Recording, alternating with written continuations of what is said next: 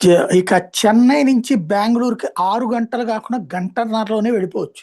దాదాపుగా రోడ్డు పూర్తవుతుంది. మనకేంటి ఇంపార్టెంట్ అంటే, మన తిరుపతి నుంచి కూడా బెంగుళూరుకి తొందరగా వెళ్ళిపోవచ్చనమాట. అటు చెన్నైకి తొందరగా వెళ్ళిపోవచ్చు. ఇప్పటిదాకా బాగా లాంగ్ పట్టేది. అటు 4, 5 గంటల పాటు. ఇప్పుడు చెన్నై బెంగుళూరు ఎక్స్‌ప్రెస్ వే దాదాపుగా పూర్తయిపోయింది. ప్యాచ్ వర్క్స్ ఉన్నాయి అంతే. ఓన్లీ స్ట్రాటజిక్ ఇది ఓవరాల్‌గా చూసుకుంటే మనకి స్ట్రెచెస్ మొగిలి ఘాట్ దగ్గర గడ్డూరు లెఫ్ట్ ప్రాంతంలో కొంత స్ట్రెచెస్ వేయాల్సి ఉంది. అది సెట్ అయిపోతే అయిపోయినట్టే. టోటల్‌గా కేంద్ర ప్రభుత్వం 17,930 కోట్ల రూపాయలు ఖర్చు చేసింది. 258 కిలోమీటర్ల ఎక్స్‌ప్రెస్ వే ఇది. బెంగుళూరు నుంచి చెన్నై దాకా.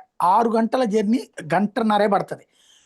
అనేక చోట్ల ఏనుగులు ఇవి జంతువులు తిరిగేటటువంటి ప్లేస్‌లో 12 చోట్ల ఎలిఫెంట్ అండర్ పాసెస్ కూడా కట్టారు. అంటే కింద నుంచి ఏనుగులు వెళ్ళిపోతుంటే పైనుంచి మనం వెళ్ళిపోతాం అనమాట.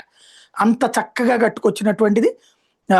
పాలమ పలమనేరు ఫారెస్ట్ ప్రాంతంలో ఎలాంటి ఇబ్బంది లేకుండా వైల్డ్ లైఫ్ మూవ్‌మెంట్ ఉండేందుకు తగినటువంటి ఏర్పాట్లు చేసుకొచ్చినటువంటి ప్రదేశం. మేబీ ఒక 2, 3 నెలల్లో అందుబాటులోకి రావచ్చేమో.